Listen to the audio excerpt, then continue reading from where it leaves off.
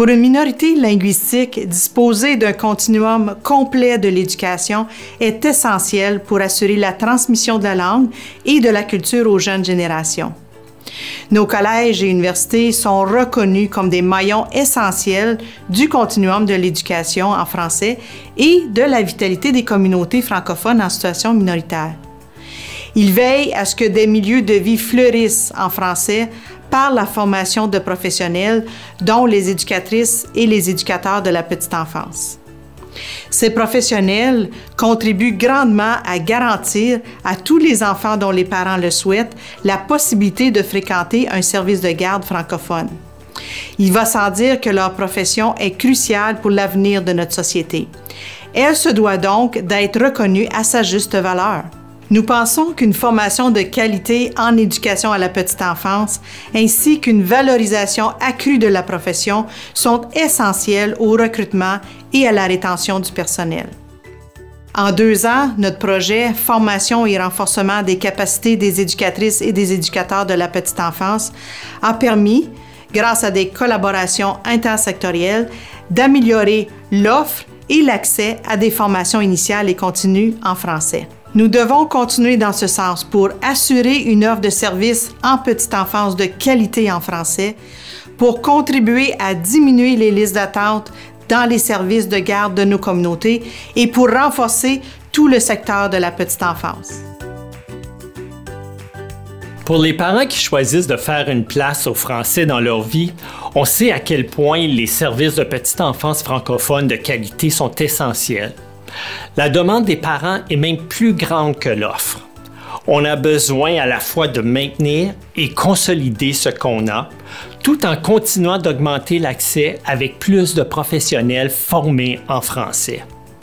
Ensemble, il faut trouver rapidement des solutions pour garder et recruter nos ressources humaines si précieuses. La valorisation passe par la mise en place de conditions de travail améliorées en accord avec le rôle fondamental joué par les professionnels du domaine. Pour les francophones, la valorisation passe aussi par la reconnaissance de nos professionnels comme des passeurs culturels qui ont une expertise unique pour accompagner les enfants dans leur construction identitaire.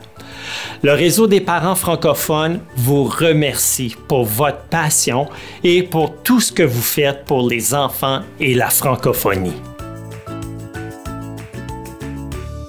La formation des éducatrices et éducateurs est fondamentale. En francophonie, on veut miser sur des services en développement de la petite enfance où l'on privilégie l'apprentissage par le jeu dans un environnement culturel riche, stimulant et favorable à la construction identitaire des tout-petits. Les services en développement de la petite enfance se doivent d'être de qualité pour pouvoir bien accompagner les petits et leurs familles. Il faut donc que le personnel soit bien formé, car la petite enfance est l'assise du continuum éducatif. Il faut investir pour offrir un bon départ aux petits francophones. La formation est l'une des 2 faces de la même médaille, l'autre étant la valorisation de la profession. Et celle-ci passe d'abord par des salaires qui reconnaissent la formation des éducatrices et des éducateurs.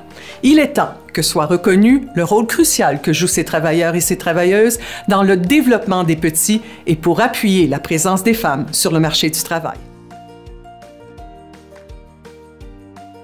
La valorisation de la profession d'éducatrice et d'éducateur en petite enfance est essentielle pour résorber la pénurie de main-d'œuvre dans ce secteur et favoriser l'émergence d'initiatives entrepreneuriales en petite enfance dans les communautés francophones en situation minoritaire. Cette valorisation devrait s'articuler sur les 3 principaux axes suivants. Offrir des formations de qualité aux professionnels de la petite enfance. Ces formations devraient répondre aux besoins du terrain tout en incluant des aspects entrepreneuriaux afin d'attirer plus de jeunes vers cette profession. Améliorer les conditions de travail des professionnels de la petite enfance en offrant des salaires et des avantages sociaux concurrentiels. Et enfin, reconnaître l'importance de la profession d'éducatrice et éducateur en petite enfance qui constitue le socle du cursus d'apprentissage et permet de bâtir une identité francophone chez les tout-petits issus des communautés francophones en situation minoritaire.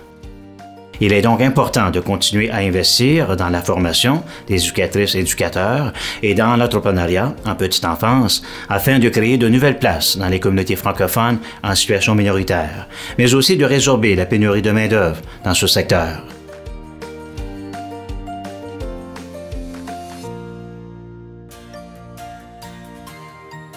C'est essentiel d'avoir au sein de nos communautés francophones et acadiennes en situation minoritaire des éducatrices et des éducateurs ayant reçu une formation initiale sur les différentes étapes du développement de l'enfant.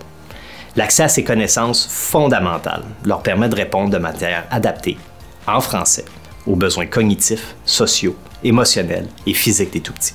Les éducatrices et les éducateurs jouent ainsi un rôle clé pour aider les enfants à atteindre, durant leurs premières années, leur plein potentiel, et ce, en bonne santé physique et mentale. C'est important aussi de reconnaître que la formation et le soutien de la profession se poursuivent tout au long du parcours professionnel pour assurer des prestations de qualité en matière de santé, de sécurité et de bien-être des enfants.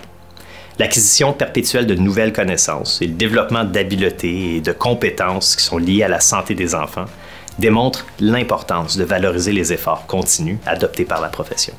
Les professionnels de l'éducation à l'enfance jouent également un rôle charnière dans la prévention, la sensibilisation et la promotion de la santé des petits auprès des parents et des familles. On parle donc de développement de saines habitudes alimentaires, de bonnes pratiques sur la toilette, de vaccination, du dépistage précoce et de la santé mentale. C'est donc primordial de reconnaître socialement l'importance de la profession. Bon symposium. Bon symposium. Bon symposium. Bon symposium. Bon symposium. Bon symposium.